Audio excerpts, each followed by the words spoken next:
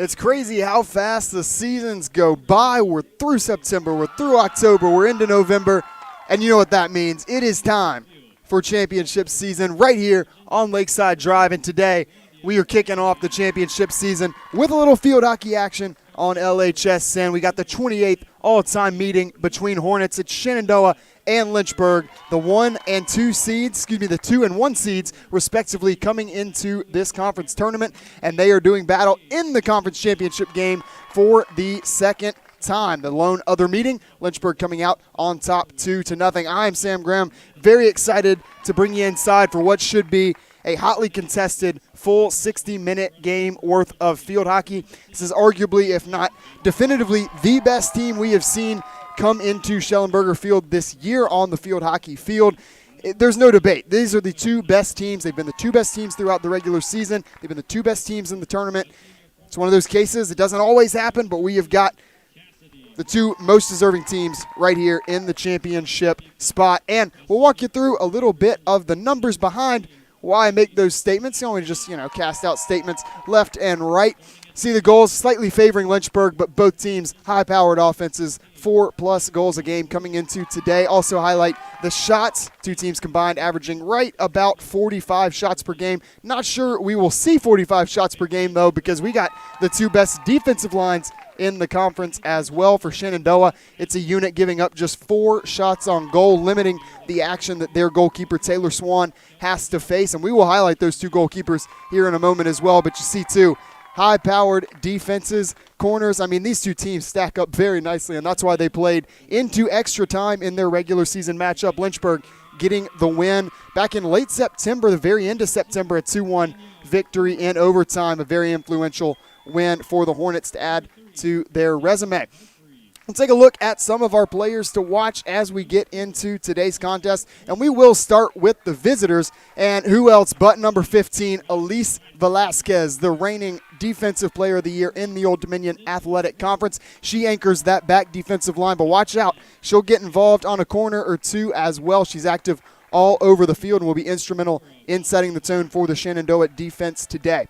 And on the other side, for the Lynchburg side of things, who else but number 19, Marlou Vendricks, has reset her single season high for goals in a season. She's up to 18 now on the year and also holds the only hat trick we have seen from a Lynchburg player this year. It's been, as we've noted at length, a very diverse route to production from this Lynchburg offense, but Marlou Vendricks does lead the way with those 18 goals. Those 18 goals also lead the way across the entire conference, making a strong bid to win ODAC Player of the Year.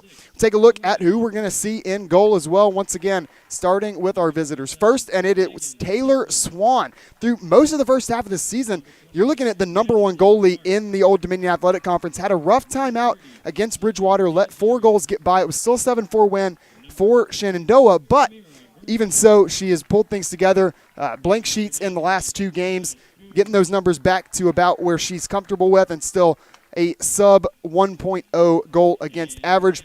And on the other side, double zeros, Kayla Brady will man the cage for the Hornets, the home Hornets, that is. Brady now has taken over the top spot in the Old Dominion Athletic Conference goalkeeper statistical categories, really all of them except saves, and we'll credit those low saves. I mean, 62. You got goalkeepers left and right going well over 100 saves on the year. Yeah, that's probably the best stat that Kayla Brady would point to if you asked her, because that means her defensive line is keeping her clean. They've done a great job of that, and they come into today's contest on a 4-game streak of not only winning, they're on a 6-game win streak, but a 4-game streak of keeping their opponents off the board, including a pair of 10-0 victories. Lynchburg, a perfect 9-0 season in conference play. That's only the 4th time that's happened in program history, mainly due to many seasons of only an 8-game conference schedule, but seeking today for the first 11-game perfect season against ODAC opponents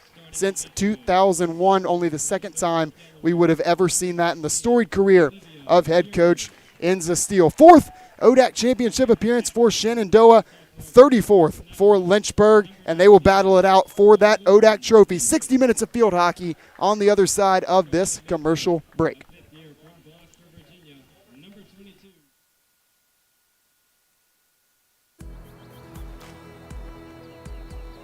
With over 100 local offices, Virginia Farm Bureau agents are part of your community. If you want insurance from a company that knows you, get to know us. Field turf was built on innovation, dating back to our invention of long-piled infield turf, which revolutionized the industry. Today, we offer a series of game-changing fibers, high-performance infills, sport-specific applications, and smart field technology.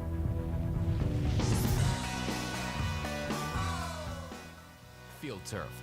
Let's change the game together.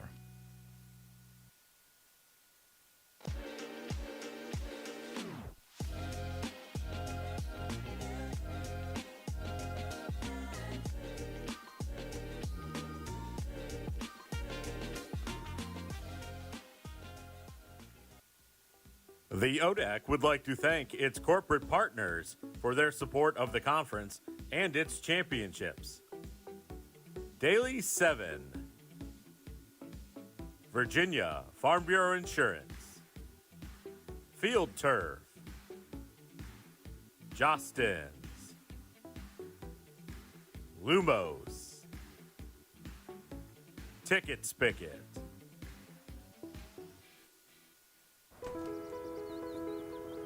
If you want to know your customers,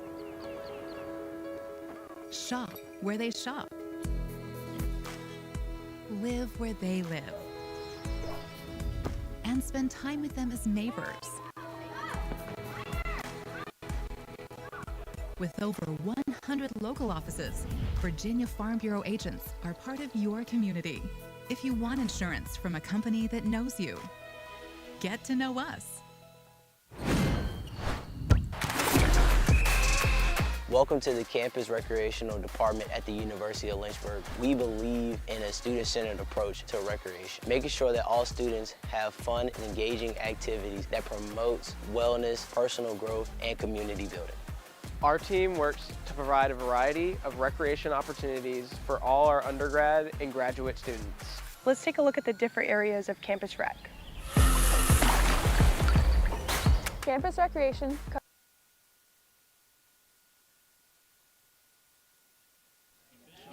Championship Saturday in the Hill City, and we're just a few moments away from officially getting underway. A crowd steadily accumulating on the track. Students have been fantastic all week for Lynchburg. I believe this is the 6th Old Dominion Athletic Conference tournament game that has been hosted right here on Schellenberger Field. It's been a great week for Lynchburg sports, and we got a pair of high-quality, high-caliber opponents set to do battle here this afternoon. Couldn't pick a much better day for it. We've had some cold temperatures the last few days. Cold temperatures this morning, but high of 70 today in Lynchburg. So really striking the perfect zone there in this November, this fall weather. Trying to milk it for all it's worth before we get into what may be a very cold winter. But we will take a look at the starters for today's contest. We will start with the visitors. We've already highlighted our player to watch, but we're not going to leave it there. We got several more players to keep an eye on. Elizabeth Randberger, Maureen McKibben, top offensive player for this Shenandoah squad. We have the 2 top offensive players in the conference in McKibben and Marlou Vendrix. A couple others to know: Cameron DeLeva on the defensive side. Caitlin Nakamura netted one of the 2 goals in the semifinal win over Washington and Lee for this Shenandoah team. So just loaded really all across the board, and great depth distributed on the Shenandoah side as well. We will now take a look at the Lynchburg starters getting into this one. We know them pretty well by now. The only real change, cracking back into the starting lineup in the last 2 games, has been Allie Freeman, the first year, wearing number 7, taking the spot of Danielle Kuhn. But I'm sure we will see Kuhn today. It'll be probably quite a few substitutions throughout the day. Lynchburg, again, just like Shenandoah, a deep bench and not afraid to use it. But, of course, Coach Steele always going to ride the hot hand when she can in Lynchburg. Off the jump controls, possession first, and we'll try to work it and flip the field, which they do temporarily before Shenandoah starts to put some pressure on and battle for it. We mentioned shots already in the pregame. They could be at a premium. We could see 30 to 40 shots today. It's really hard to tell, but I tend to believe that with the caliber of defensive lines we've got today, with the caliber of goalkeepers, And looking at the regular season matchup as a bit of a case study, have to imagine this is going to be a lower scoring game. Both of these two teams have had their fair share of offensive production coming into this one. It's a 6-game win streak for Lynchburg, a 9-game win streak for Shenandoah. Both teams great bouncing back from losses this year, is picking it off and running the other way for Shenandoah temporarily. That was number 2, Claudia Linehan for Riley Cameron. Looks to break it up, but the first pressure of the game coming to our right from the Shenandoah offense. Generate the foul against Lynchburg. Hornets were whistled 60 times in their semifinal win over Bridgewater. 4-0 decision that was a little bit closer than the score may indicate. These two teams also met for the regular season finale. Lynchburg won that game too by a score of 3-0, but to be perfectly frank, the 3-0 game was a bit more of a blowout than the 4-0 game was.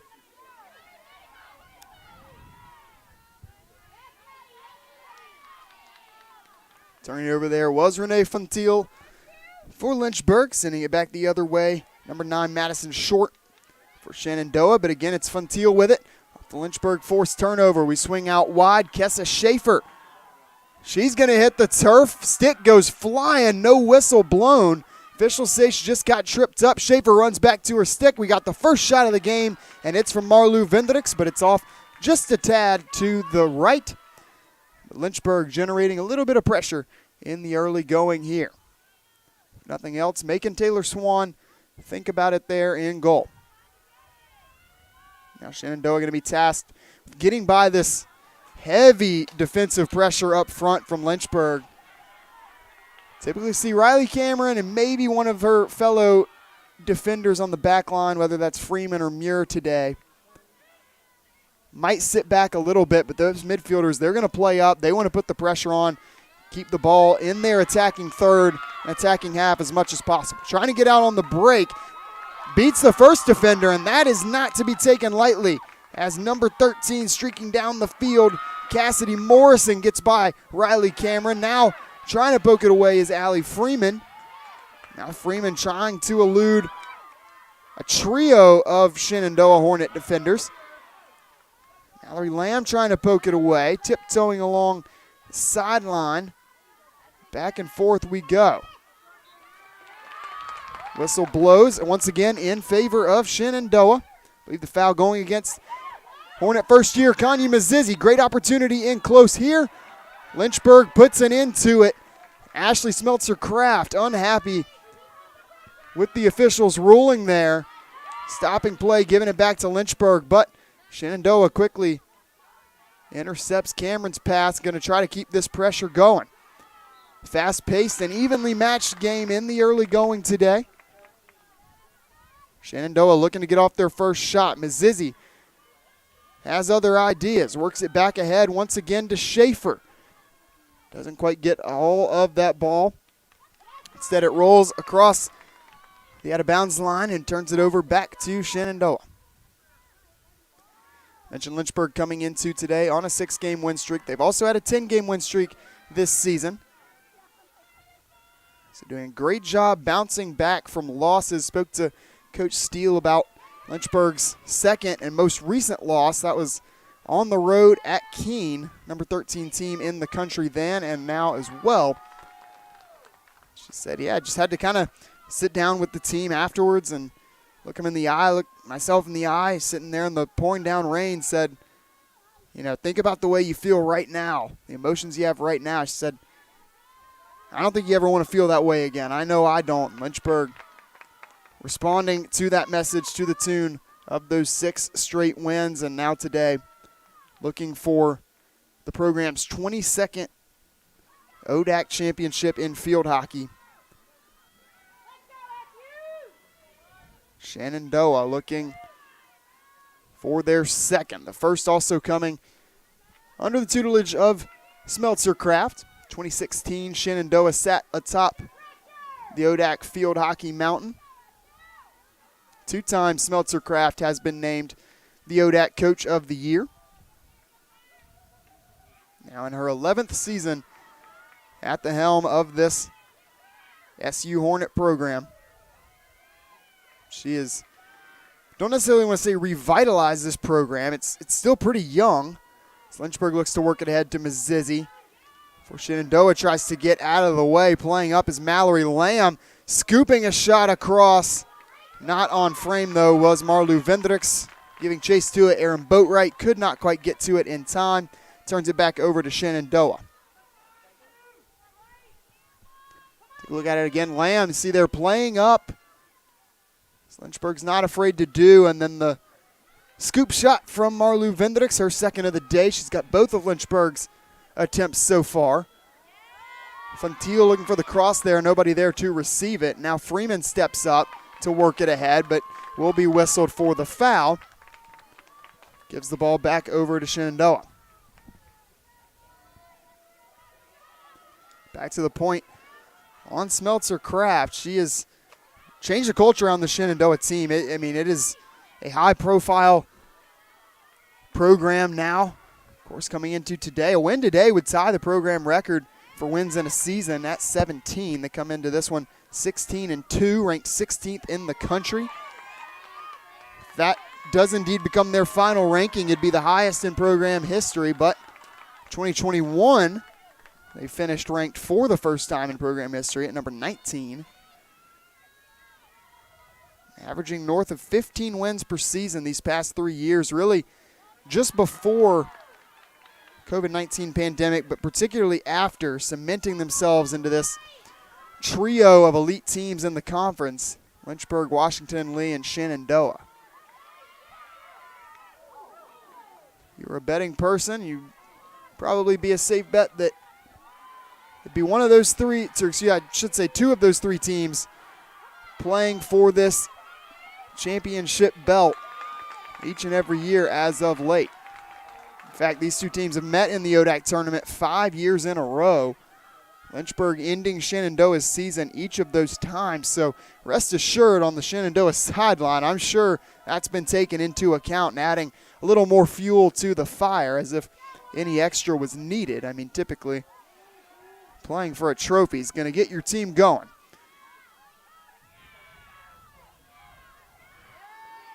Trying to cross, looking for Aaron Boatwright. Boatwright scoops up the rebound, but a good block. Effort taken by Shenandoah.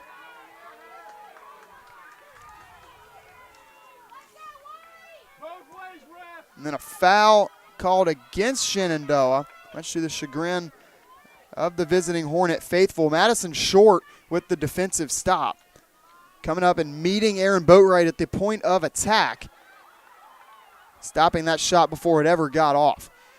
Now Shenandoah again avoids a bit of trouble momentarily before it's sent the other way once again, and Boatwright chopping at it, trying to keep it in bounds. Somehow she did. It's a magic act from Aaron Boatwright. This time, finally, it rolls across the goal line and out of bounds. They say it was last touched by Shenandoah, so a reset with Renee Fontiel at the blue line. Back in close inside the circle. That was Van Meter looking for help. She finds it with Mizizzi. Now Fontiel splits a pair of Hornet defenders, trying to split a couple more, and then turns it over. That time breaking up the play was Farron Winter.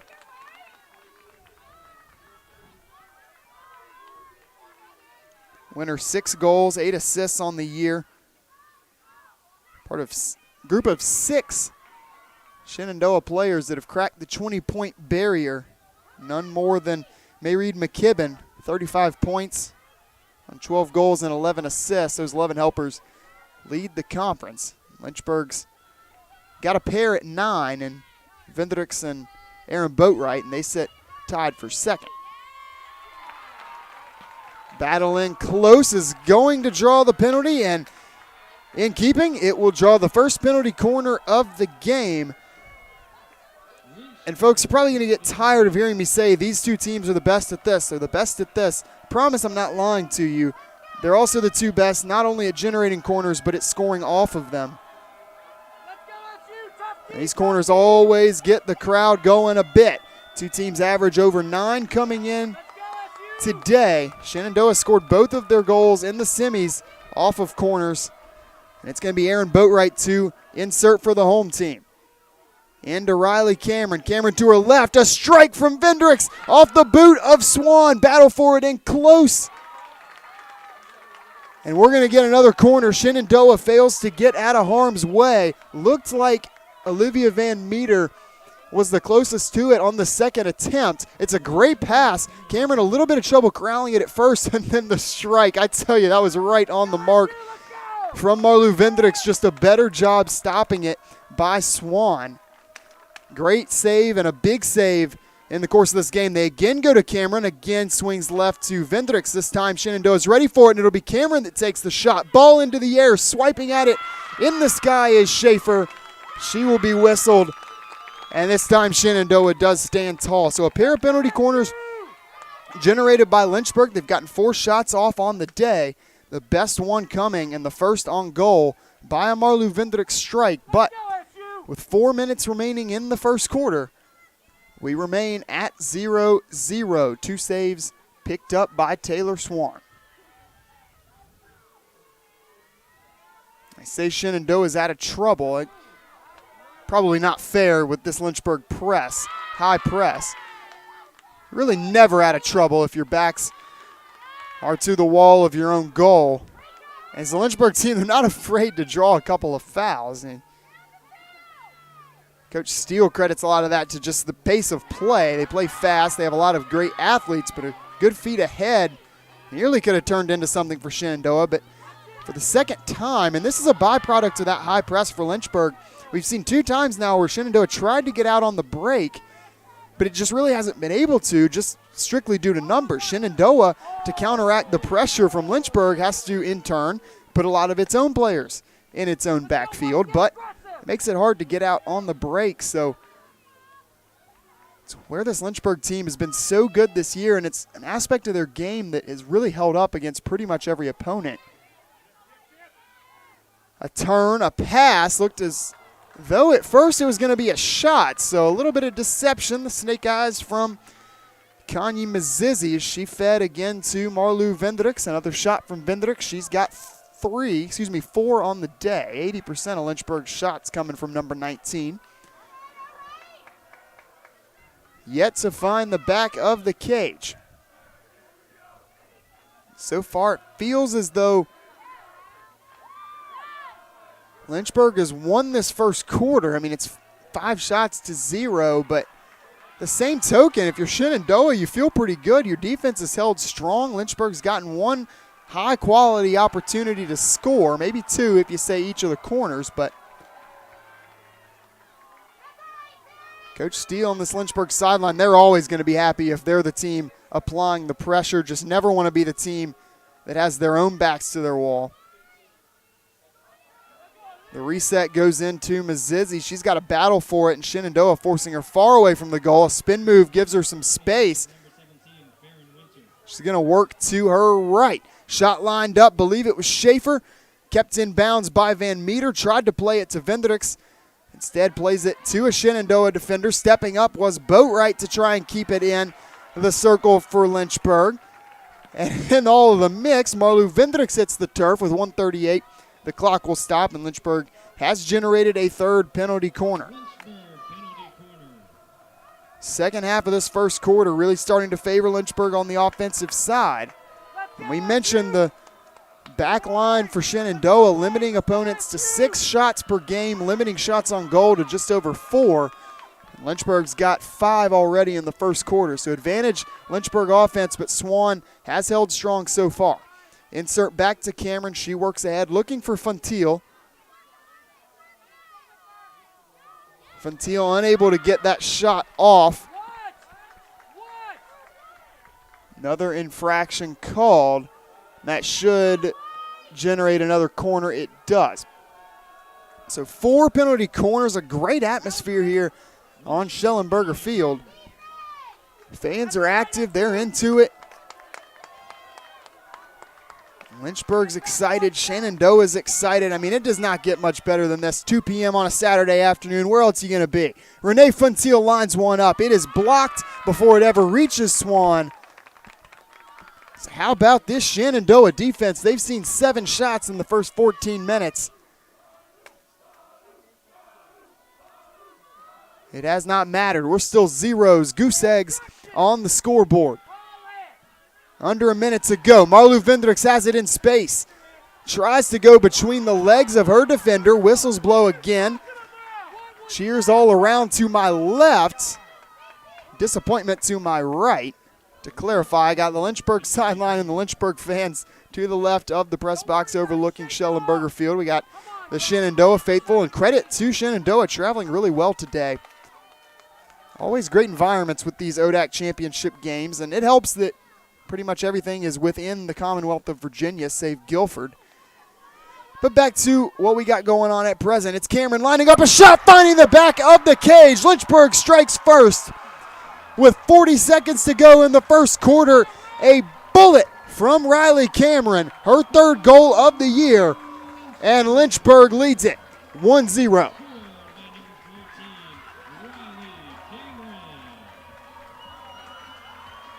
The senior strikes first on her home field, fakes to her left, goes to her right. Not an easy shot. She typically passes out, looks to survey the scene, looks for the assist first, but if it's not there, catch them by surprise. Take it yourself, number 14, Lynchburg, on top 1-0. See what kind of pressure Shenandoah can generate in these final 30 seconds.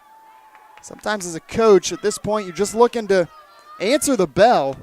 You look up at the scoreboard. Yeah, it's only 1-0. This is going to be a hard-fought game all the way throughout, but you got to get a shot off at some point. 8-0 in that department. Shenandoah did a good job answering that bell early on. Generated some pressure in close, just didn't get that shot off, and now Lynchburg going to be content to let these final couple seconds tick off the clock. They got all the excitement on their sideline, coming out with the late score from Riley Cameron, her 3rd goal of the year. The 4-year starter on defense makes it happen on offense, and Lynchburg ahead 1-0 after 15.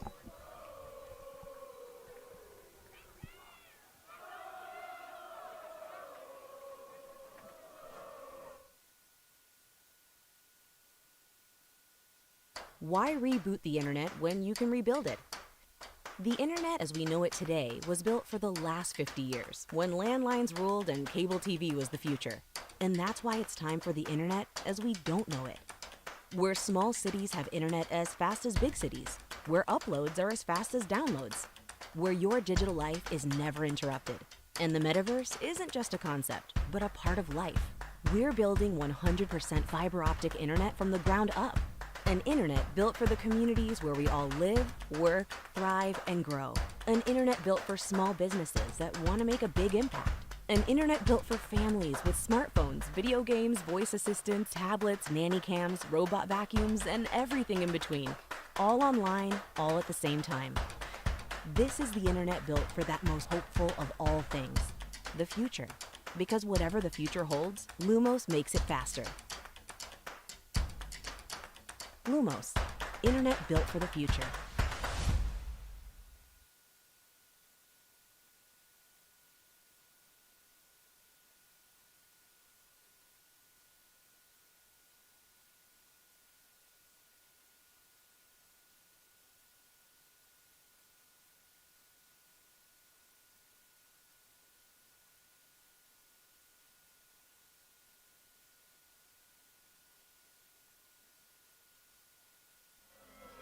A goal in the 15th minute right before the quarter break gives Lynchburg the 1-0 advantage. And getting out in front, scoring first, has been kind to Lynchburg this season. It was Shenandoah that scored first the first time these two teams met. Again, that played to a 2-1 overtime victory for Lynchburg. Going on the road, picking up a top 20 win. Anna Dorlestein, the hero on that day. She sunk the game winner in the 4th minute of the overtime period. But again, this time it's Lynchburg who strikes first. Shenandoah has played to 5 0-0 draws. in first halves this year. On the other side, Lynchburg, one of the best first half disparities of any team in the country. And now Shenandoah goes into what may be the toughest stretch of 15 minutes they'll see today. Lynchburg, through 20 games, has yet to allow a goal in the second quarter. Now, maybe that's just random. I'm not sure what the messaging is from Coach Steele. I need to talk to her about it after today's game and see. Do you just try to tighten your grip in the second quarter? I'm not sure, but 54-4 disparity across the first half this year. 23-0 in the second quarter. We'll see if Lynchburg can keep that up or if Shenandoah can break the streak today.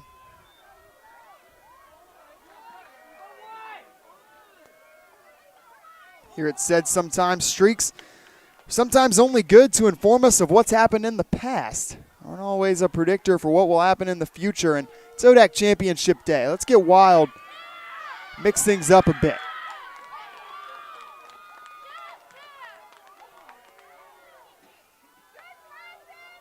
First foul of the quarter against Lynchburg called. Turns it back over to Shenandoah. Placing the pressure there in tight was Vendricks.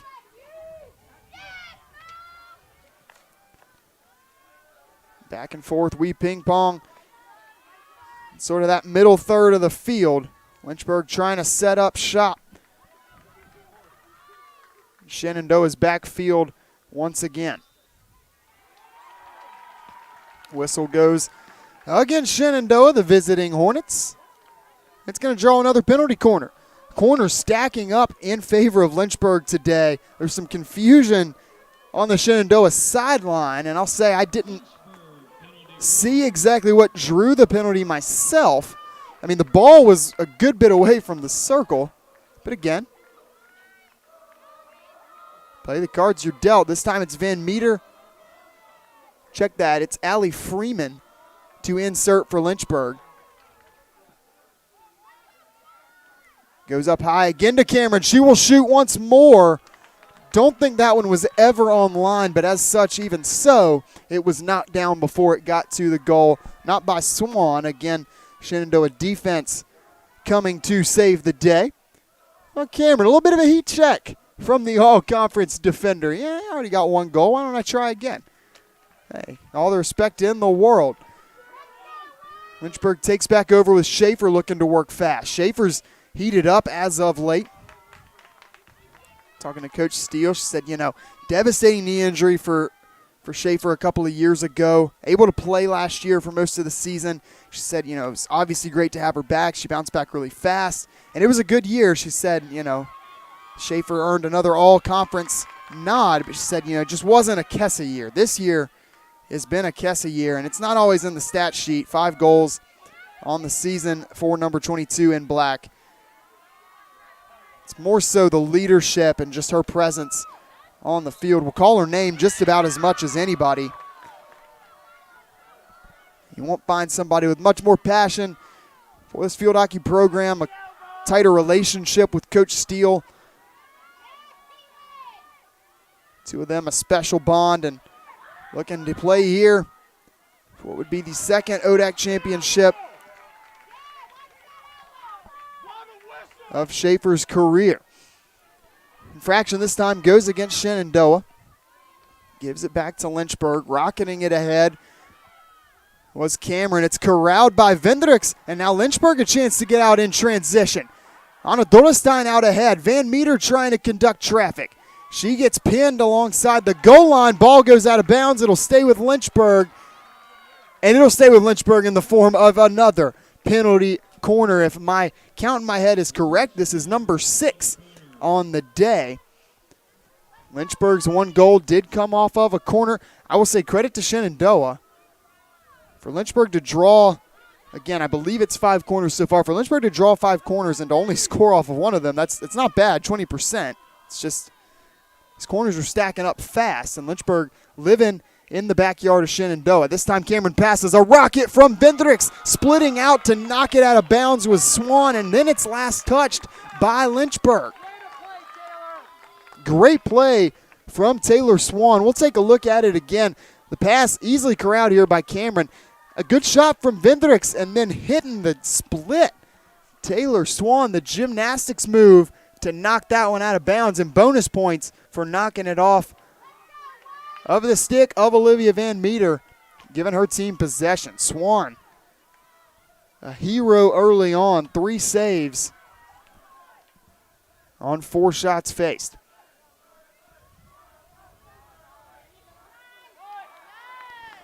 Foul goes against Lynchburg, turns it back over. Elise Velasquez will look to work the ball ahead. We'll see how ambitious Shenandoah is going to be. They've been content to a lot of these shorter passes.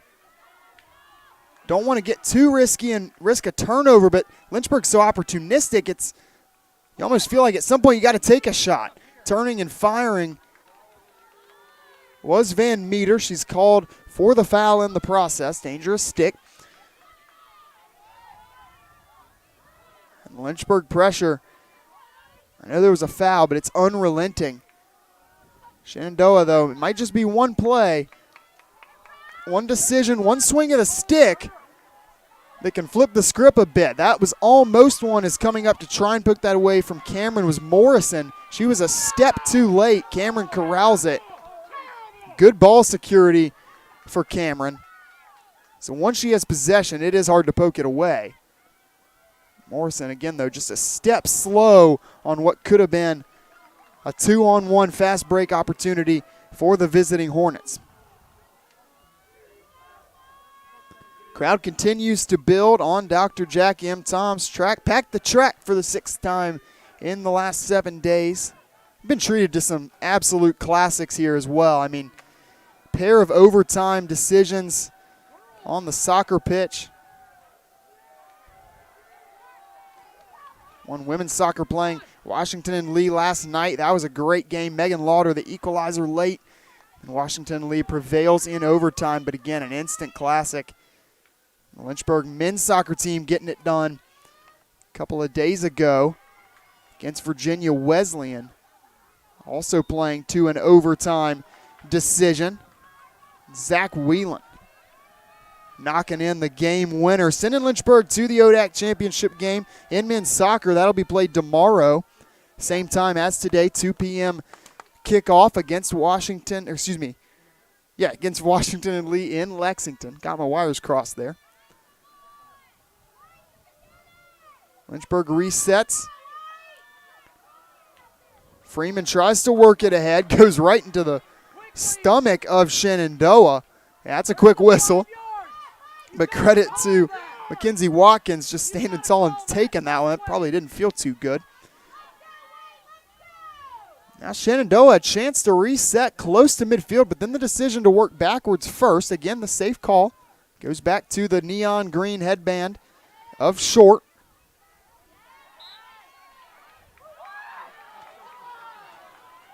Shenandoah gets it across midfield and then is immediately whistled for the foul. So once again, Freeman with a perimeter of 3 Shenandoah defenders around her. She goes backwards then forwards. Good job by the first year. Looking to work to her classmate Mazizi. And at the end of it all, here we go. Best opportunity of the game so far for Shenandoah. Cameron trying to hustle to it, and the hustle play goes Lynchburg's way.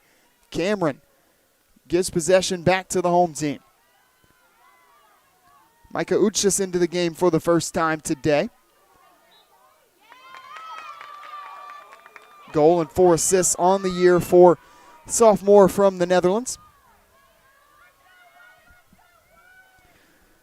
Shenandoah, 6.5 minutes to go in this first half. Second quarter's gone by pretty quickly. Not a whole lot of issues, and now it's Shenandoah drawing the first penalty corner of the game. They will look to test Kayla Brady for the first time today. And again, you really can't say this enough. Sometimes it only takes one.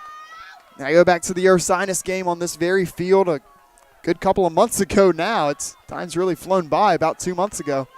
You know, it's a game that Coach Steele will tell you, Lynchburg players will tell you. I mean, Lynchburg hung right with, if not slightly outplayed, Ursinus if you're looking at time of possession, things like that. Ursinus got less shots off, but made the most of them, came out with the 3-1 win. Sort of the identity you got to have. And a big hustle play once again for Riley Cameron, breaking up the penalty corner. A bit of a whiff on the initial pass in. Shenandoah, they don't want to go down that easy. Putting the pressure on again. Fontiel coming in from behind, poking it away. And draws the Shenandoah foul in the process. Coach Smeltzer-Kraft got to be very pleased with the pressure generated on this side of the field in this last minute or so, and it's continuing. Going inside the circle was McKibben. Haven't called her name much, if hardly at all. Shenandoah will look to get her involved in the second half. Playing just a 1-goal deficit.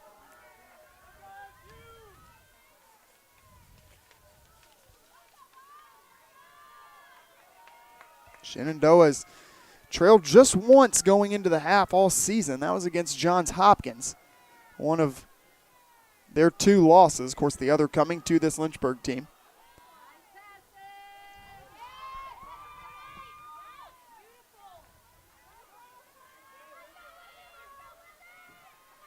We stay looking to the right. Feed into the circle. A good feed.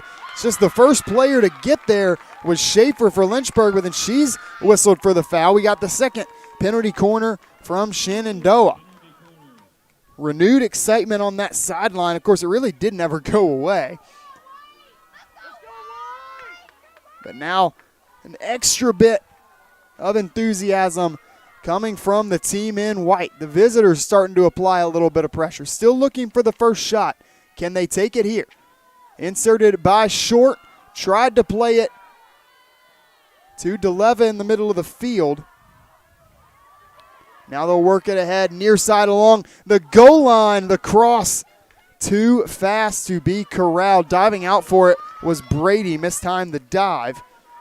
Shot came in, or cross I should say, from Morrison. But it is slightly off the mark, or maybe just a tad too fast.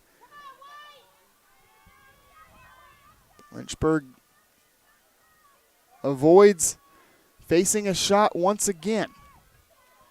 A pair of penalty corners have been generated. Shenandoah staking their claim in Lynchburg's backfield for a bit there. Now Lynchburg getting out on the break. Vendricks with 2 Hornets in front of her. Hold your hats. Vendricks shooting to her right. Hits the turf on the shot. The shot just a bit too wide.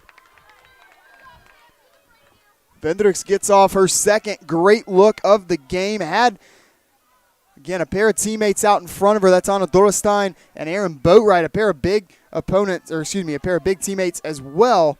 Hard to defend, but Taylor Swan in goal at 5'10". Match up pretty well from a size perspective. And contrast that to Kayla Brady on the other side, 5'4".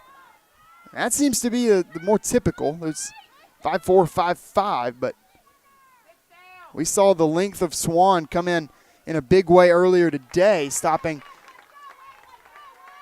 an earlier Vendrick shot.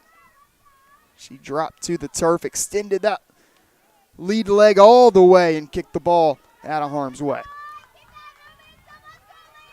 Maybe a play we continue to come back to as this game progresses. There's not a whole lot of defenders that would even venture to try to get in front of a Marlu Vendrick shot when she has time to really tee it up, much less the number of defenders that could effectively stop it. So it's a big moment in this game caused by Taylor Swan. Lynchburg gets across midfield again. A good pass from Mazizi, corralled by Boatwright. She has Dorestein up ahead of her. Short giving the close defense. Works Boatwright all the way back into that corner. That corner is not usually somewhere you want to be. And then Short, it looked like sent it out of bounds off of Lynchburg. Officials disagree. Yeah, it will be Shenandoah ball. I was almost positive that went off of the leg of Boatwright. Great defense from Madison Short. Started to see the defensive line that we talked about in the pregame take up some residence, make their impact on this game, especially getting into this second quarter. Short, DeLeva have been instrumental in that. Trying to get out in transition. 3 Hornet defenders back to Shenandoah. Hornets trying to get out ahead. Oh, man, get your popcorn ready. Shenandoah, best opportunity of the game. Looking for the cross instead off the near post. And Shenandoah is probably going to wish they had that one back. Elizabeth Ransberger leading the charge on the fast break. Had some space to her left. Allie Freeman giving chase, and credit to Freeman closing the gap and sort of forcing Ransberger into a shot she may not have wanted to take. You got to, of course, factor in the presence of Kayla Brady in goal, too. Maybe deterring from taking that shot right when you get into the circle. Lynchburg quickly trying to put pressure on the other side. It gets by Swan after the initial contest. And then play will stop for another penalty corner taken by Lynchburg. Similar spot to what we saw in the first quarter. 67 seconds remaining. Lynchburg's going to queue up a corner. Shenandoah's probably put a little bit more of the pressure on, especially in the latter stages of the second quarter. They do get their first shot of the game, but it's an 11-1 advantage in that department, and Aaron Boatwright, at the very least, going to try to make it 12-1 here. She'll insert to Cameron. Cameron corrals, fakes left, goes right to Ventile. Ventile's shot blocked, sent up into the air, swooping at it. Again was Schaefer. Foul is called, though, against Shenandoah. Again, to the chagrin of the visiting Hornet faithful here. Again, Schaefer did bring her stick into the air. That swooping motion got her called for the foul earlier this afternoon. This time, an infraction committed prior to that by the visitors. Vendricks lines one up. She was going for the upper 90. Upper cheddar opportunity from Marlou Vendricks, but again off the mark, and again off the mark to that Westover dorm side. Now you wonder what the thought process is for Shenandoah. See if you can get it across midfield quickly. Feel like maybe you can take a shot, but now with 22 seconds, Lynchburg's going to reset, about 30 yards or so. 25, 30 yards from the goal. Instead, they're going to play back to Cameron. She'll survey once, swoop it to the far side. It looks like Lynchburg just going to let this one roll down on the first half. Play keep away and let the 1-0 decision hold through 30 minutes. We're through a scoreless second quarter. We didn't know if we'd see a ton of shots or a ton of defense. We've seen a little bit of both. Lynchburg a 13-1 shot advantage. It's only translated to 1-0 on the big board, and we have hit the half in Lynchburg for the 2023 ODAC Field Hockey Championship game. It's number 1 and number 2 playing for a chance at glory. We got 30 more minutes to go and a halftime show coming up in between. Don't go anywhere. You're watching LHSN.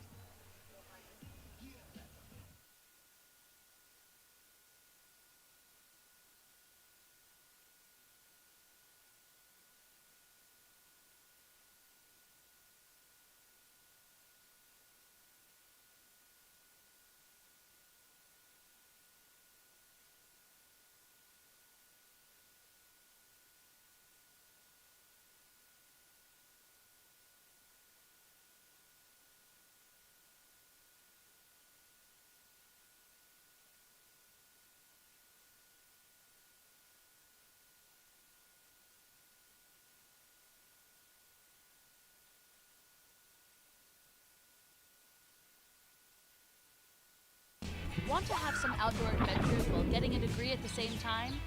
At the University of Lynchburg, we have an on-campus zip line and road course. Plus, we offer adventure trips that cost less than a cup of coffee. And did I mention our beautiful scenery? We're a university for students looking for something more than just books. Welcome to your new adventure experience.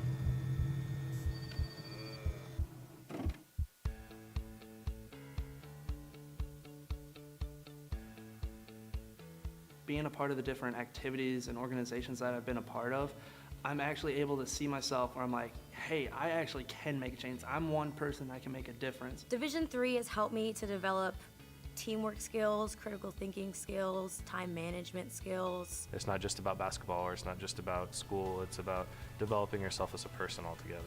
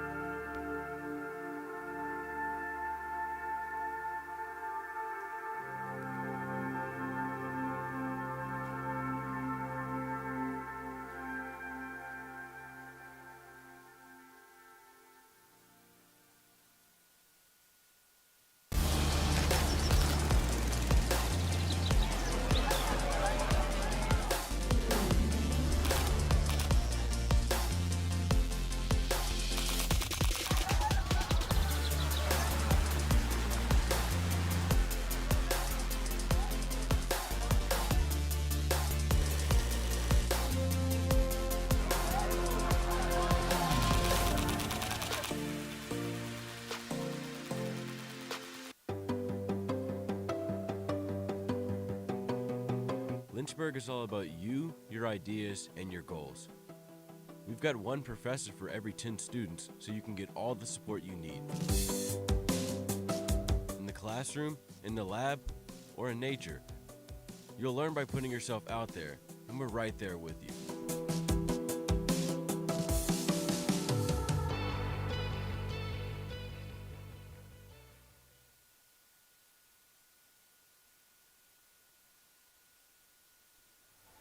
Welcome back, fans. As we promised, a little halftime show for you at just before 3 o'clock on a beautiful fall Saturday afternoon. Lynchburg leading the 2023 ODAC Field Hockey Championship by a score of 1-0 through 30 minutes. We had a little more action. The score might suggest Lynchburg 13 shots in that first half.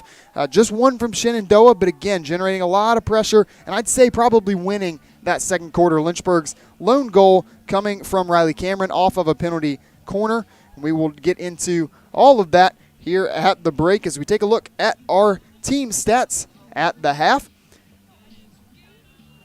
See their goals, of course, as we know, a 1-0 lead for Lynchburg at the break. We already mentioned the shots. Taylor Swan's been great. I mean, 4 saves, obviously.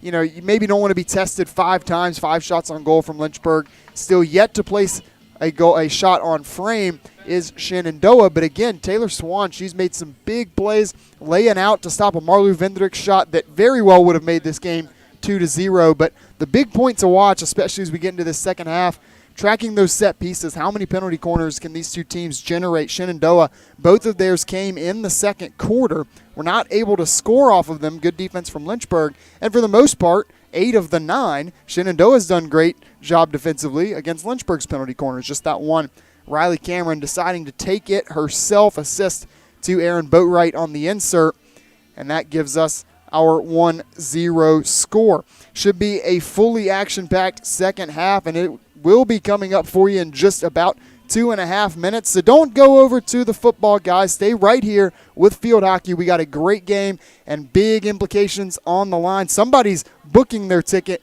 to the NCAA championship. The other is going to have to wait on at-large selections. A pair of top 20 teams in the country facing off on one of the greatest venues in Division III athletics, Schellenberger Field, and we got it all for you right here on LHSN.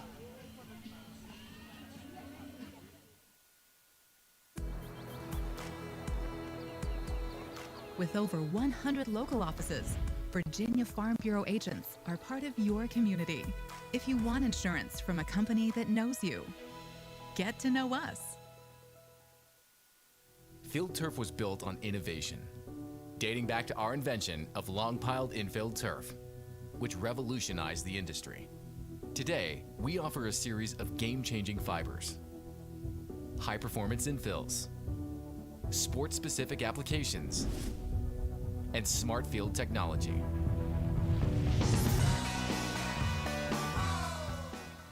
Field turf. Let's change the game together.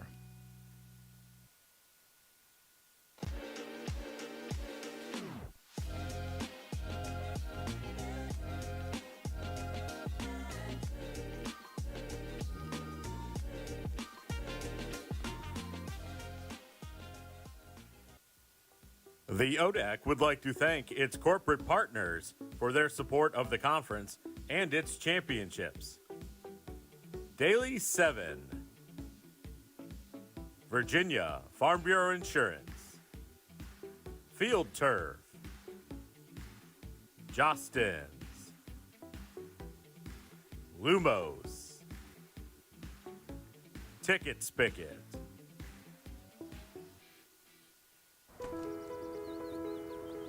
If you want to know your customers, shop where they shop. Live where they live. And spend time with them as neighbors. With over 100 local offices, Virginia Farm Bureau agents are part of your community. If you want Bit of confusion here as we get into the second half. Now we're good to go. Not sure everybody up here in the press box is ready. Team's chomping at the bit. They're ready to go a little bit early. Still showing about 15 seconds on the halftime clock. That happens from time to time. Field hockey. It's only a 10-minute halftime break. That's, of course, fun for us as observers of the game. Game that moves quick. And quickly we are into the third quarter, and Lynchburg opening up the first possession of this third frame, holding a 1-0 advantage. Taking a look coming into today, Shenandoah 0-1 on the year. We're trailing at the half. Again, that was that Johns Hopkins game very early in the season. So, again, the team you have and what you think you have at the beginning of the year, often not the same team you have at the end of the year. But Lynchburg on the other side, when leading at the half, a perfect 15-0. Hoping that is one streak that continues today. Mazizi trying to add to it. She swings one in, blocked by Swan. Save number 5 of the game by Taylor Swan. I'll correct that. Maybe 4 of the game by Swan in particular. I believe we did have one defensive save in that first half. And glance at my stat sheet, says 4 saves for Swan. Might just be 1 count off on the video board. So 5 for Swan. She's been great. Did allow that 1 goal by, but again, this is highest powered offense in the conference is Lynchburg, and Shenandoah close behind at number 2. Zizzy has it now. Bit of a body block by Van Meter, just trying to give some space for herself. Drew the ire of Shenandoah faithful. Then it's Schaefer sending in the shot. Foul goes against Shenandoah. And the foul turns into a penalty corner. So we're in double digits for Lynchburg in the corner department. Said that'd be something to keep an eye on getting into the second half. Shenandoah's going to flip the script here and post the come from behind victory. Good place to start is going to be limiting Lynchburg's set piece opportunities and generating more than a couple more of its own. Again, none in the first quarter, a pair in the second. Once again, Lynchburg inserts to Cameron. Once again, Cameron fires, and that one had some heat on it as well. It's wide to the near side. Cameron coming for it all today. Smelling blood in the water is Riley Cameron. Vendricks contesting, draws the foul. Applying a little bit of pressure to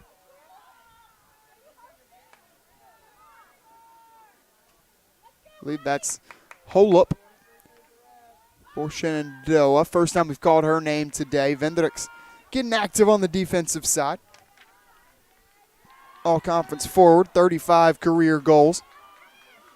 She's been looking for one today, hasn't found it yet. Schaefer plays into the middle of the field. It's Mazizi. Fakes to her left, goes to her right. Mazizi, far side of the goal, had Swan on the ground. Battle for it. Ryan Fordner sends it home. Lynchburg doubles the advantage. They lead it 2-0 with 11:55 to go in the third quarter. Wine Fordner off the rebound, waiting on the doorstep. Knocked that one right on in home. You had Swan out of position, laid out on the ground. She stops the initial bullet from Kanye Mazizi. You got to watch out for the second person. Not. Who's there? Riley Wine Fordner, and Lynchburg leads it 2-0.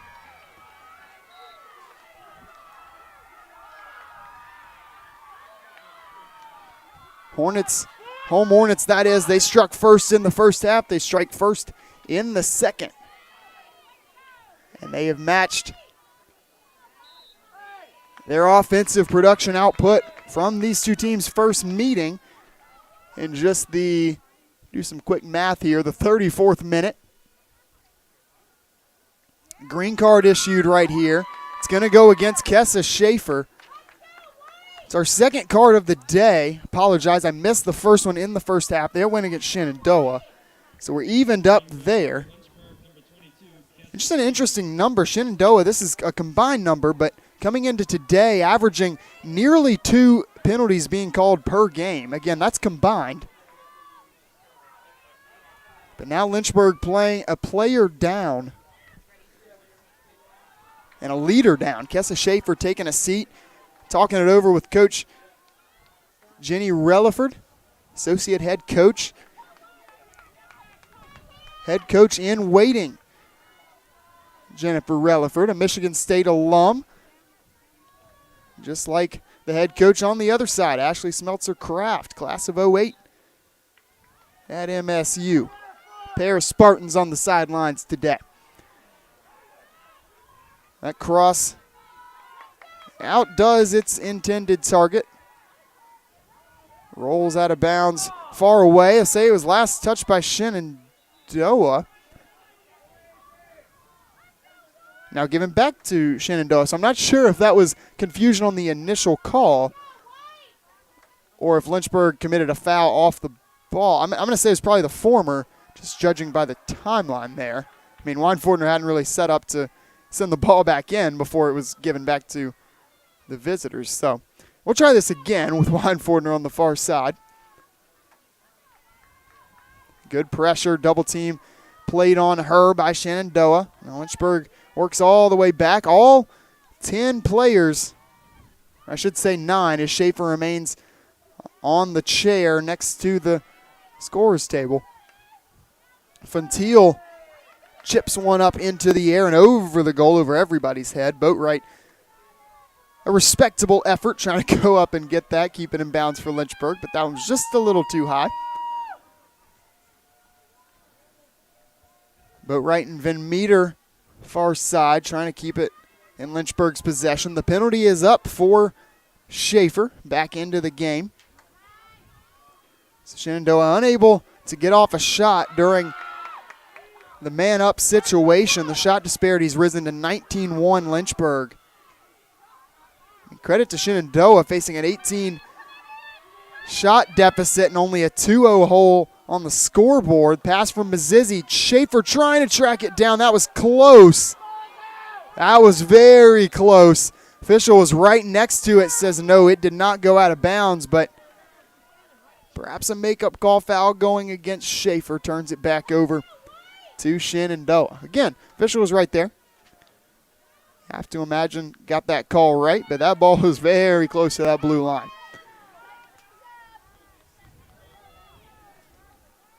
Far side, Velasquez. Been quiet since the first quarter. Typically, that'd be a good thing. I mean, Shenandoah has been applying more of the offensive pressure. She's also active, though, on penalty corners, so Shenandoah might be hoping to hear her name called a little bit more in that aspect of the game as we get into final third or so of this contest. Lynchburg playing with a lead as they oft have this year. Rest assured, they will not take feet off of the gas pedal. It'll be full steam ahead for the full 60 minutes. Schaefer pokes it away from her defender. She lines up a shot, and it is wide by no more. I'll say probably less than a foot. Swan was there. Probably wasn't getting by if it was on frame. But best look of the day for Schaefer so far. Dorstein knocks that one down, first with her stick, then with her shoe. Pass was pretty good, a little in front of Olivia Van Meter. Van Meter nearly able to just turn and shoot there. Mazizi a little trouble corralling the pass from Mazizi. Give and go action. Gives it back to Funtil. Funtil, this time the chip shot again high, batted up in the air on its way to the goal, but does not find its way home. Look at it again, the turn. The shot, not a lot of space to work with there. Credit to Funtil. Thank you to our fantastic director replay combo, getting us these replays all game long. Best in the business, LHSN student workers. We will now see the 11th penalty corner of the day from Lynchburg. It holds a 21-1 shot advantage, a 2-0 goal advantage. 6:44, the clock is stopped in the third quarter. Boatwright to insert. Again to Cameron. Might have been a fake as it goes through her legs, corralled by Weinfordner. Fordner passes to Dorstein, but then it's taken away by Shenandoah. Foul called against number 21, freshman from the Netherlands. How about the speed sprinting in from the backfield? Cassidy Morrison just about beat Riley Cameron to that ball. I mean, she was moving across the field, and that's not to say that Cameron wasn't. 3 players, 2 Lynchburg Hornets, 1 Shenandoah Hornet, and Morrison all looking to track down that ball. Lynchburg does get to it first. Now Dorstein going to try to flip the field. She's got Van Meter ahead of her. Now slows her momentum, tries to work ahead, possibly to Uchis. It's deflected off the defensive stick of Farron Winter, then collected by Funtil. Funtil has it taken away. It's Velasquez, reigning Defensive Player of the Year in the conference. Back and forth she goes with Funtil. It skirts all the way by.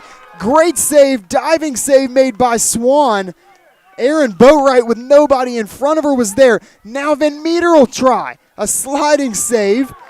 Taylor Swan is everywhere. Lynchburg with a 2-0 advantage. But I believe it's 7 saves now on the day for Taylor Swan. We'll look at it again. The first shot, the quarterback slide by Taylor Swan. And her defense catches up. We cut it off there at the end, but then the second attempt by Van Meter, another great opportunity.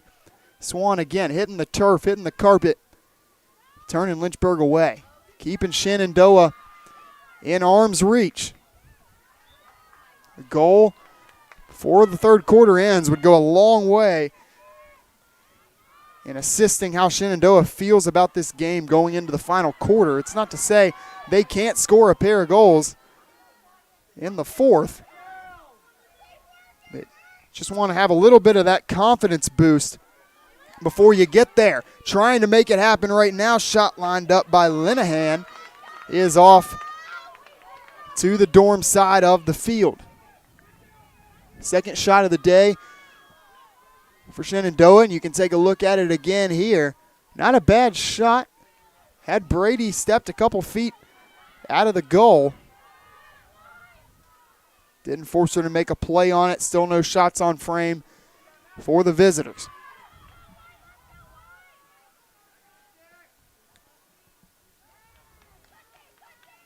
But Wright unable to control that feed before it goes out of bounds.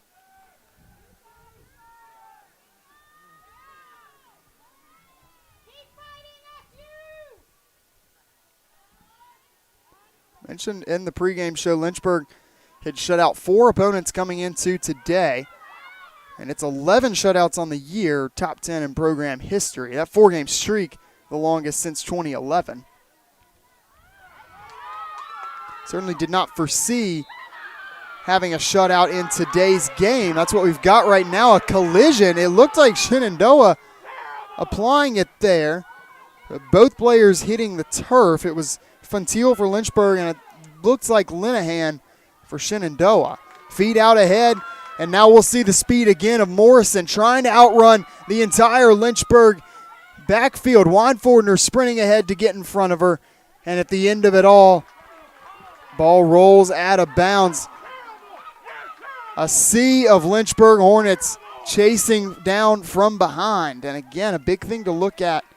You know, how fast can your players move when dribbling the ball? You know, we saw how Morrison moved chasing down the ball earlier.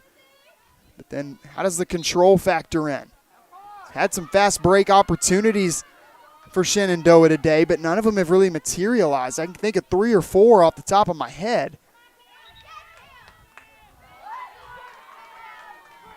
Just have not been able to turn those into goals. Lynchburg going to keep things to the right as we go into the final 2 minutes of this third quarter. Aurora Balsamo is into the game. She's come on in the second half of the season, especially through conference play. Uchis back in as well for Lynchburg. Weinfordner still on the field. The second goal scorer today, Riley Weinfordner.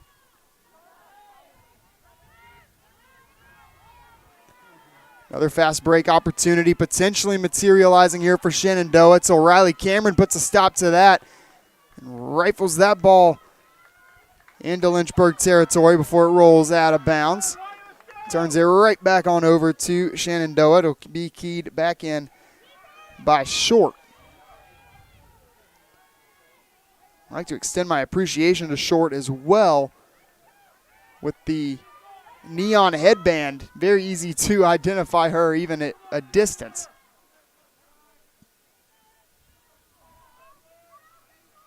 Breaking the action there off the foul as Short surveys the scene before passing ahead. We're into our final minute of this third quarter.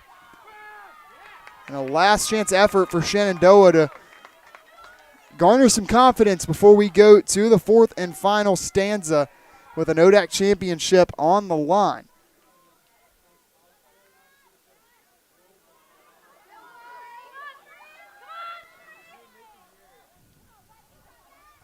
Shenandoah looking for their first trophy since 2016. Lynchburg for the 22nd in Coach Enza Steele's career. In her 45th and final season at the helm of this Lynchburg program. It's been something in the air all year on Schellenberger Field. Something special about this team and 45th and final season, but it's going to be 15 more minutes to try and add another crucial win to cementing that legacy.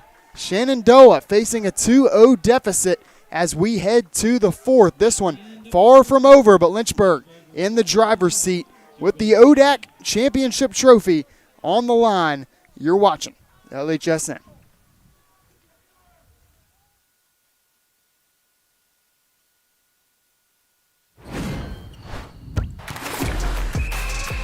Welcome to the Campus Recreational Department at the University of Lynchburg. We believe in a student-centered approach to recreation, making sure that all students have fun and engaging activities that promotes wellness, personal growth, and community building. Our team works to provide a variety of recreation opportunities for all our undergrad and graduate students. Let's take a look at the different areas of campus rec. Campus recreation covers all outdoor recreation. Our team offers dozens of trips per semester, maintains recreation facilities on campus, and offers outdoor certificates and leadership training. Intramurals is open to all students who wants to play on a team. We have men's, women's, and co-ed leagues for each sport we offer. Those looking for next level competition can join club sports. These are student-led organizations with the support of campus recreation. You can join one of our established club sports, or you can start your own with our support. Campus recreation offers an excellent amount of opportunities to stay active, make new friends, and develop new skills. We hope to see you soon.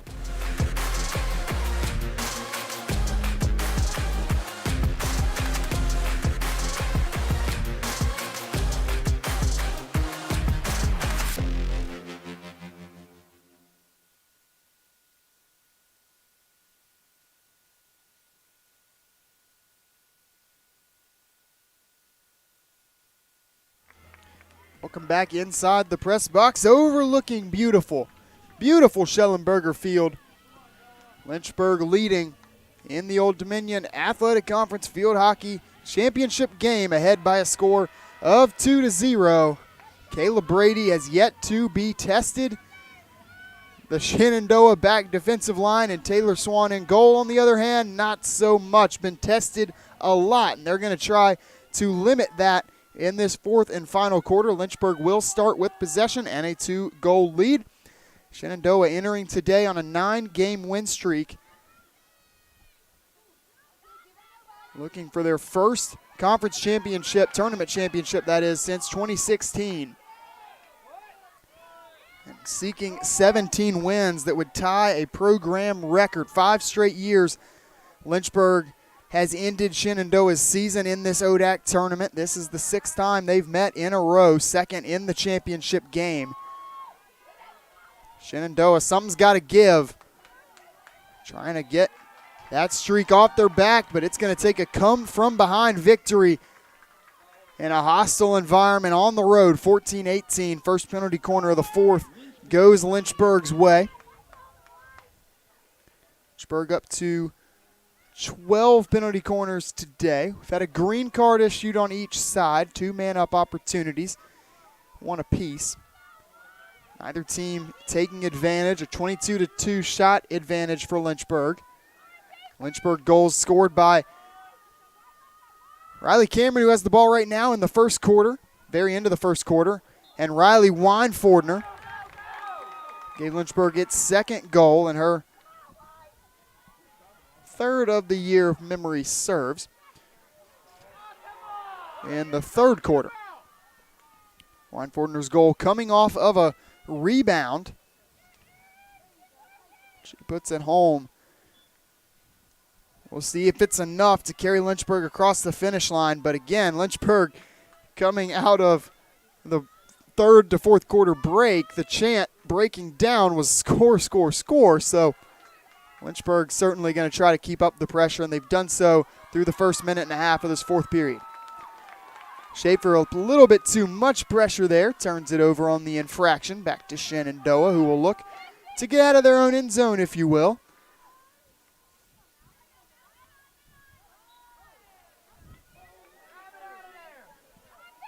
Foul goes against Lynchburg. Aurora Balsamo whistled. Ball sent high up into the air, knocked down by Fontiel, and then foul against Shenandoah gives it back to Lynchburg. Schaefer lines up across, nobody there to receive it. Boatwright was the closest to it, but not before it rolls out of the goal line. Tough day from Schaefer in the shooting department.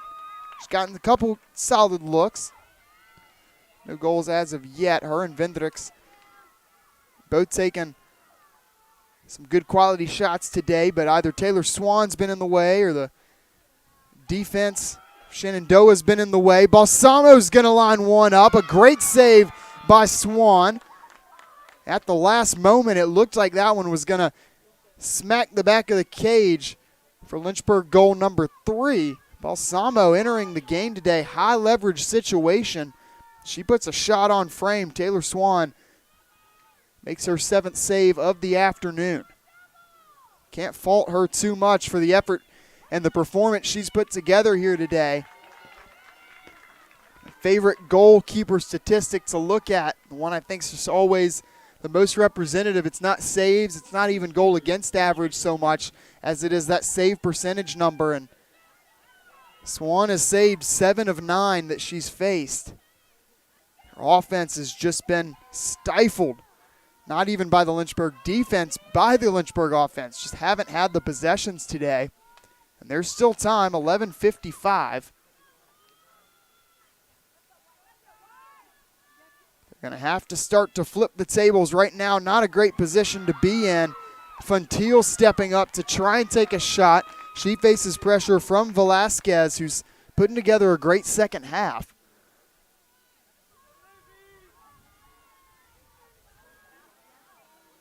This is that part in the game where every one-on-one matchup, it all matters. Every loose ball matters. Every fast break opportunity.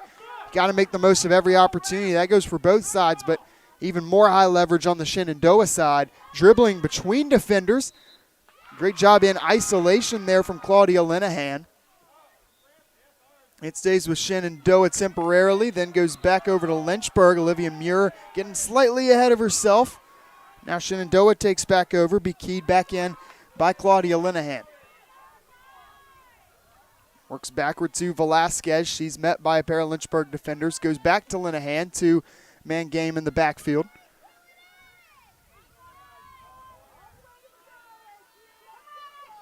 Look at this point, too.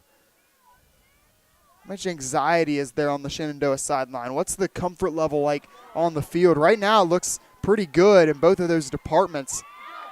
Shenandoah sideline continuing to be loud.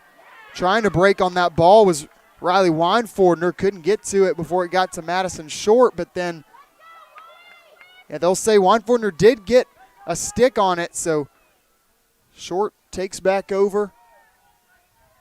Shenandoah works it back to DeLeva, manning that center back role. Checking back into the game for Shenandoah. Going to try to get her in now. It's going to be Mackenzie Watkins coming in for Farron Winter.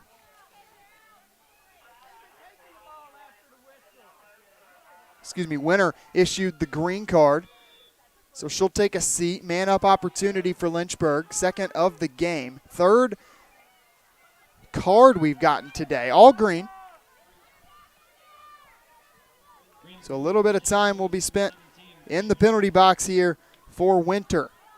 Not a good time for it, but now with under 10 minutes to go in the game, it might be that time where you got to start to pull out all the stops. You hesitate to say season on the line, but you just never know. It's not, you don't get the 64-team field in the NCAA tournament for field hockey. And that's the part we haven't really examined much today. It's how this implications this has on the NCAA postseason. Lynchburg finished the year ranked 17th last year, didn't get in. Shenandoah trying to put some pressure, sliding to the turf. Is Kayla Brady, but not before. The ball rolls across the goal line and into the back of the cage. Shenandoah, it's that time. They answer the bell. They're on the board with 9:07 to play in the game. This time the fast break comes up big, and again, it is the rebound. We had that on a Lynchburg shot earlier. This time you see on the replay, Cassidy Morrison earning the goal on the second opportunity for Shenandoah. And now the story shifts a little bit and the plot thickens with 8:58 to go and a quick turnover by way of a foul against Lynchburg. Trying to get it right back was Mizizzi. Another whistle going against Lynchburg. Assistant coach Noah Den Hartog not too pleased with that call down below. You just felt the energy just kind of shifted in this building. I hesitate to use momentum on the broadcast. It's not really something you can track, but you do feel it sometimes when that energy starts to shift. Lynchburg's kind of dominated the entirety of this game. 23-3 in shots, dominated in penalty corners.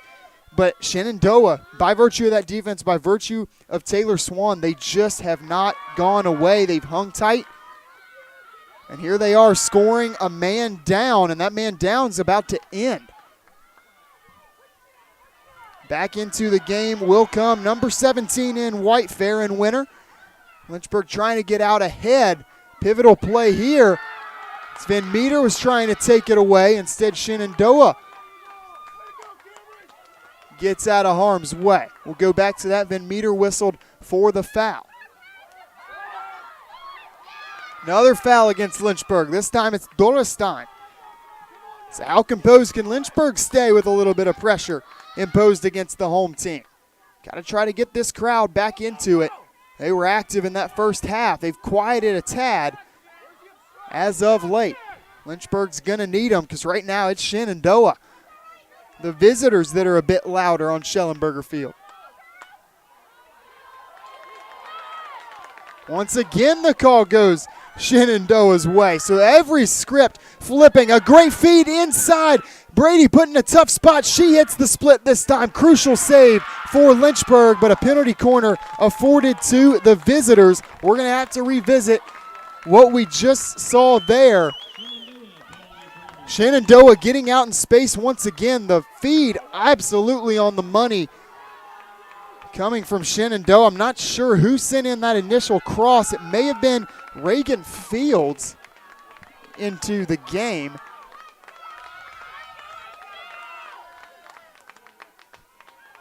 Nonetheless, Brady having to step out of the goal. We saw Swan hit the splits earlier today for a save. Brady does it there. But the penalty corner goes the way of Shenandoah. They're in close infraction against the visitors. Turns it back over to Lynchburg with 6:46 to play. Dorestein flips the field, looking for Marlou Vendricks.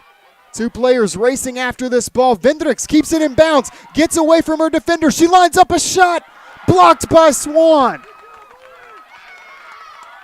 Taylor Swan, have yourself a day. She's keeping her team in this game on the road.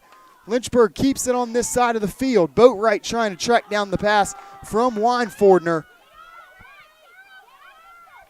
Swings back, center of the field, just inside the circle. Vendricks has her pocket picked. Now Shenandoah again trying to get out in space.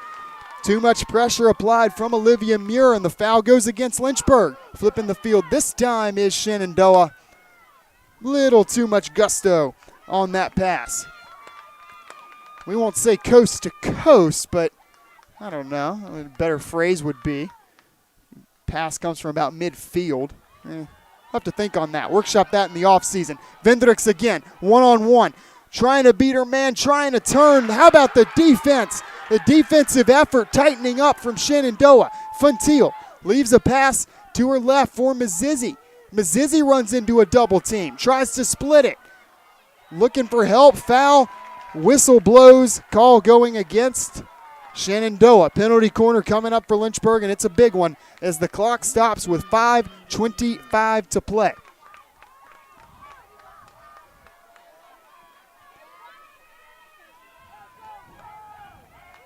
Lynchburg leading 2-1, looking for ODAC championship number 22 and the auto berth, the ODAC's automatic qualification into the NCAA tournament. Number 11 taking on number 16. The ODAC's two top squads, and what more could you ask for in the fourth quarter of a title game? Cameron lines one up, glances off of the hand of Kessa Schaefer. She shakes that off. Luckily, those cold temperatures have departed us for a bit. Otherwise, that would have been quite the stinger even still. Can't imagine it felt great. With just over 5 minutes to go. Now Shenandoah needs only one. That pass left at the feet of Elizabeth Ransberger.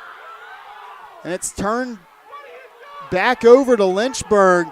Some dispute here between the officials and the two opposing fan bases. the end of the confusion, it's going to be a foul against Shenandoah, Lynchburg ball.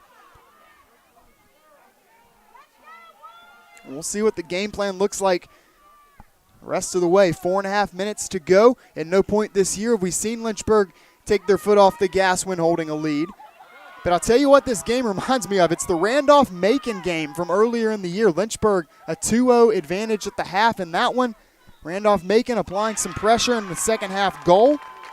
Lynchburg owned the shot disparity. They owned penalty corners. They owned time of possession. They owned pretty much all of it. Randolph-Macon hanging around the whole way. Lynchburg did pull out the win, avoiding the upset bid, but that's what this feels like a lot right now. Shenandoah, credit to the entire team, to Ashley Smeltzer-Craft. This team has never given up. They find themselves with more than an opportunity with 3:44 to go. Funtil ends that possession, looking to work ahead to Vendricks. Lynchburg trying to get out in transition. How about that pass? Maybe 5 inches in front of the stick of Aaron Boatwright. Sent out of bounds, really just trying to clear it there, I think is all that was from Shenandoah. As Lynchburg turns it right back over, Dorestein gives it up.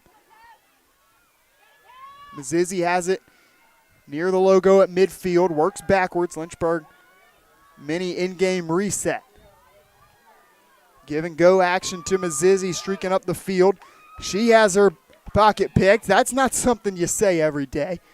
Mazizzi, one of the best ball handlers, not only on this Lynchburg team, in the conference. 2:52.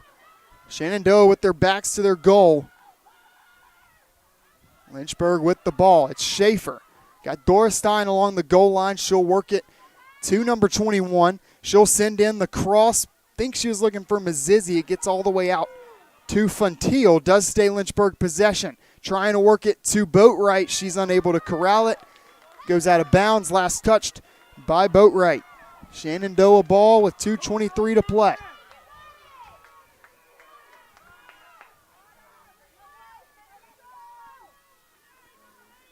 Shenandoah looking for its first top 25 win since defeating Lynchburg in the regular season last year.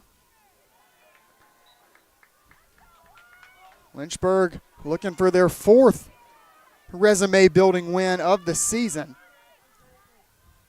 And again, the auto qualifier into the NCAA tournament on the line. Lynchburg finished last season 17-4, ranked 17th in the country. Did not get a selection. So Olivia Muir misplays that one near side. Shenandoah is going to take over in Lynchburg territory with 1:37. We're coming up on final possession type stuff. How about that play? Anna Dorestein poking it away. Runs around one defender, then turns it over. Ball back over to Shenandoah. This time it's Vendricks that comes up with the errant pass from Linehan. Back and forth we go on the near side. Remember, that clock's going to continue to roll unless we have a penalty corner. And it is not in favor of Shenandoah right now. Lynchburg's got 63 seconds to protect possession and try to put the visitors away. A ferocious comeback bid in the final 10 minutes of this game from Shenandoah as Schaefer dribbling away from a pair of defenders. Facing pressure on the near sideline, whistle blows. Foul goes against Shenandoah. Again, hate to use the word desperation, but that's sort of the point we're at with 35 seconds left to go. It's Schaefer, the 5th year, dribbling around everybody, keeping possession with the home team. She tries to pass one ahead and is called for the foul. This might be the last opportunity Shenandoah sees. It rolls all the way back to Lynchburg along the corner. Muir's going to try to just protect it there with 12 seconds to go. Rolls out of bounds. Clock does not stop with 8-6. That's going to do it. Lynchburg sits atop the ODAC Mountain for the 22nd time in program history, and they will send head coach Enza Steele out on top, right where she started 45 years ago ODAC title number 22. The best in the business, one of the best coaches in all of collegiate sports, and this team, I tell you what, this team is special. All the credit in the world to the visitors. Shenandoah facing a hole going into the fourth quarter, never backed down, never shied away, and a ferocious comeback effort in the final 10 minutes in particular. Lynchburg holds on and protects the 2-1 victory. Take a look as head coach Enza Steele jogs over to meet her team. Soak this one in. Soak it in, Lynchburg.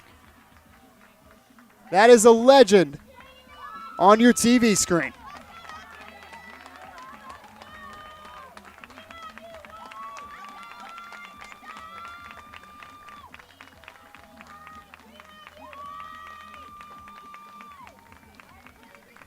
We'll recap one more time just sort of what we saw today. Lynchburg takes a 25-3 shot advantage, turns it in to a 2-1 victory. Got a pair of goals from a pair of defenders. It was Riley Cameron in the first quarter off of a penalty corner, and then Riley Weinfordner, the pair of Rileys on the defensive side, scoring for the home team and securing the auto bid. Lynchburg's going back to the NCAA tournament. And again, one last time in year 45, Coach Steele will leave off at the top of the ODAC standings, at the top of the ODAC mountain. Conference championship number 22, what more is there to be said? Lynchburg wins it over Shenandoah, protects home field, improves to 19-2, and will now await seeding for the NCAA tournament and find out if we've got any more games to be played right here on Schellenberger Field. As for today, that's going to do it. I am Sam Graham. A huge thank you to our incredible student and full-time staff from LHSN, the student body as a whole showing up and showing out. All of our spectators today. It was a fantastic environment, and especially a thanks to our two teams on the field who played a fantastic 60 minutes of field hockey. One final time, at least that we are guaranteed, we will say so long, good afternoon, and thank you so much for watching.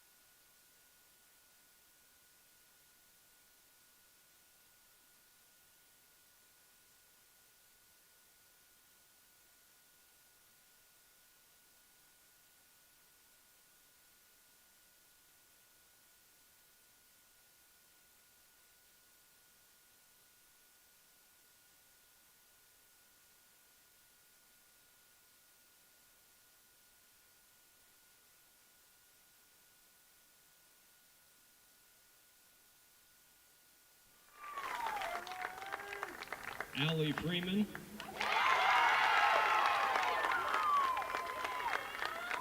Kayla Brady. And Renee Fonseal.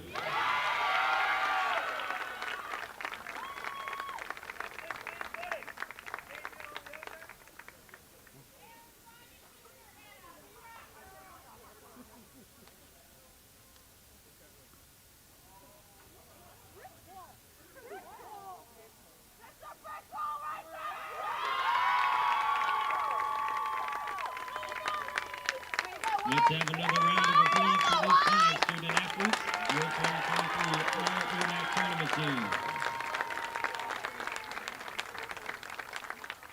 We applaud all competitors in this season's field hockey tournament, highlighted by today's outstanding championship contest.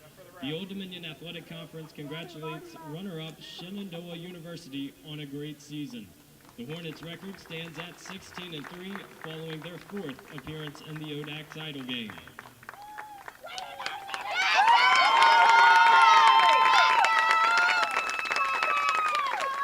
And now for the presentation of the 2023 ODAC Championship Trophy. At this time, we ask Lynchburg's captains or other team representatives to step forward and receive the championship trophy from Brad Bankston. The Hornets complete the conference season and ODAC tournament with a 19-2 overall record after capturing their 22nd league title. Lynchburg receives the ODAC's automatic bid into the NCAA Division III playoffs. Here they are, your 2023 ODAC champions, the Lynchburg Hornets.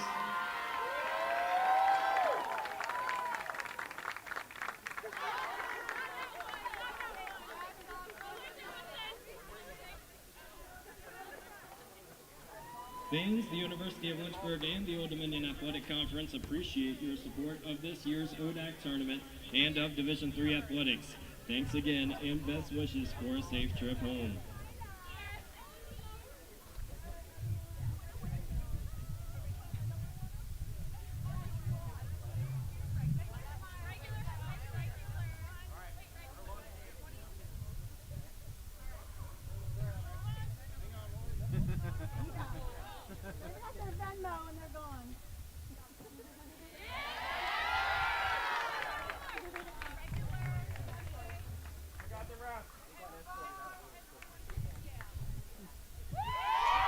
Let's have one more round of applause for the ODAC champion Lynchburg Hornets.